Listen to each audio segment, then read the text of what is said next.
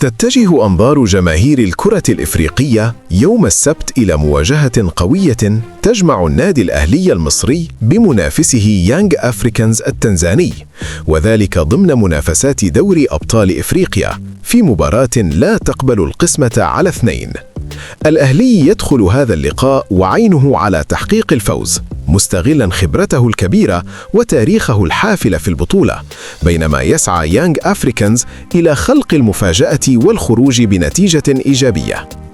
المباراة ستكون منقولة عبر قنوات BN Sports، الناقل الحصري لدوري أبطال إفريقيا في منطقة الشرق الأوسط وشمال إفريقيا، مع تغطية تحليلية شاملة.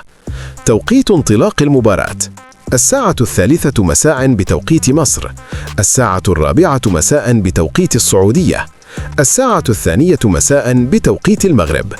مواجهة نارية منتظرة وحماس كبير داخل المستطيل الأخضر، فهل يواصل الأهلي طريقه بثبات نحو التأهل؟